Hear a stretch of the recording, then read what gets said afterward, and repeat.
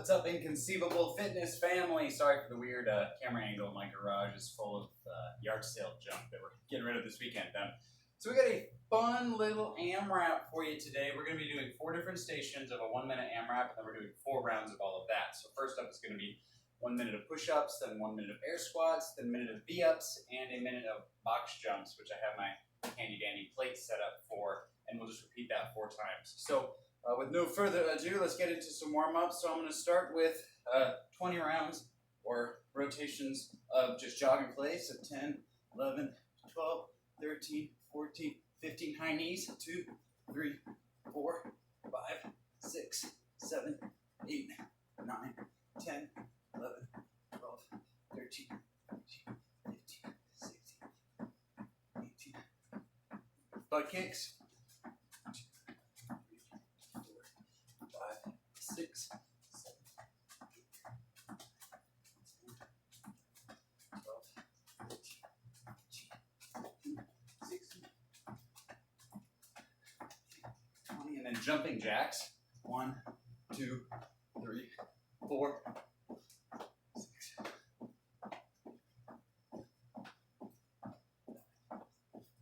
13, 14, 15. And then we're going to repeat that little sequence 2 more times, going from 15 reps down to 10 reps. So starting again with the jog in place, 1, 2, 4, 5, 6, 8, 9, 10. Jog in place, sorry, high knees. 4, 5, 6.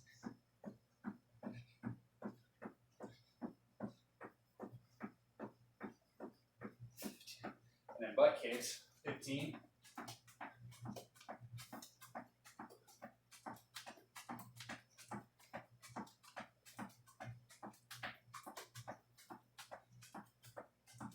And then jumping jacks, 15 of them.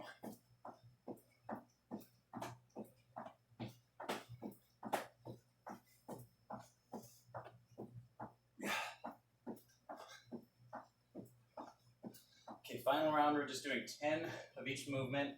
So that's 1 each side. So we're counting 1, 2, 3, 4. And this time we'll go for speed. So we're going to try to go as fast as we can. So jog in place. 1, 2, 3. High knees.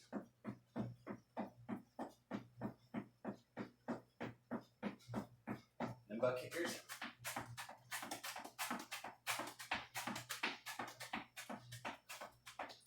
And then jumping jacks.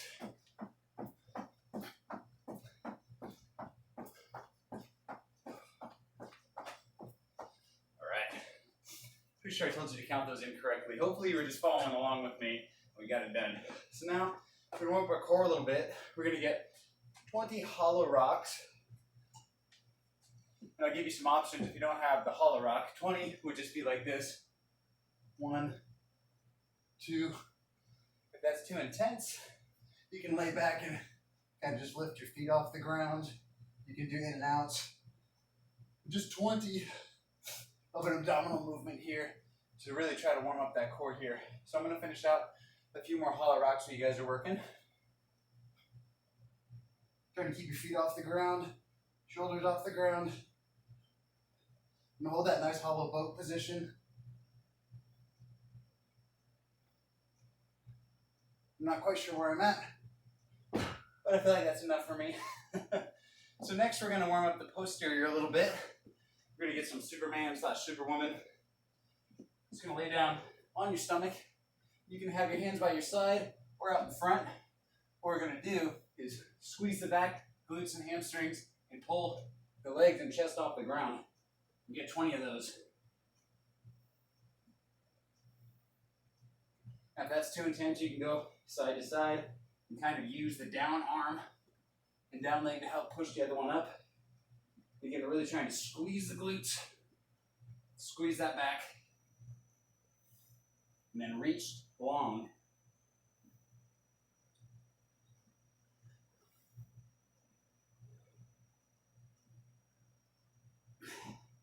All right. So while you're finishing up 20 there, we'll get ready. The next thing we want to do is a shoulder stretch. So Plain and simple. We're just gonna reach across the body and then grab right behind the elbow and then pull your shoulders back and down. You should feel a stretch right here on the outside of that shoulder. We're just gonna hold for about 15 seconds on each side.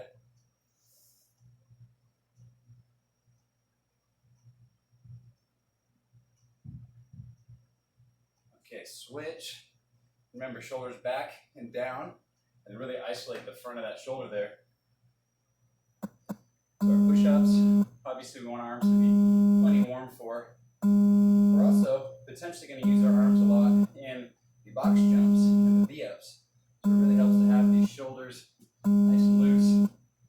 It's about 15 seconds. We're going to get another 15 seconds or so of quad stretch each side.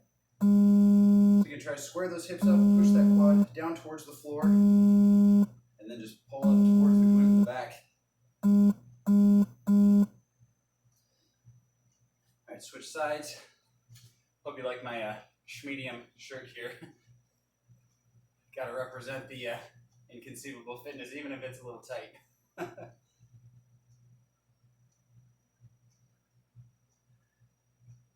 All right, now let's get some hamstrings. So trying to keep those legs straight, we're gonna hinge at the hips and just reach forward and try to keep your low back straight. So if you have to rest your hands on your shins, that's fine. If you can get your hands to the floor, great. If you're one of those people who can, keeping your back strong, go all the way down and touch your knees, and go ahead and do that. We just wanna feel a nice stretch in the hamstrings here for about 15 seconds. See, I can get my nose down to my knees, but I actually feel a better stretch if I really straighten the back out here.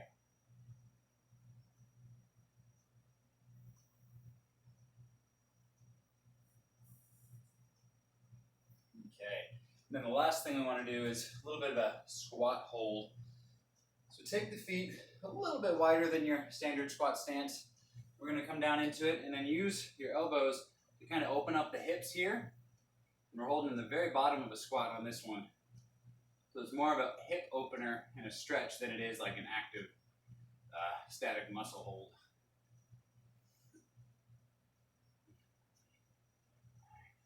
And we'll go about 10 more seconds.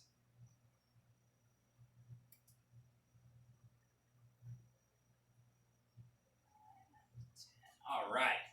So now to go over the movement. So push up, pretty straightforward. If you're going to RX it, we're going in a strong plank position. You want these shoulders, hips, ankles all in line. You don't want to have your hips up or too far down. You want to have your feet just about shoulder width apart here. And then we're going to come down with the elbows going out at like a 45-degree angle until you hit a 90 degree in the elbows. And then we press up to the top. So 90 degrees elbows up to the top. And then we just cycle through, blocking out the elbows at the top.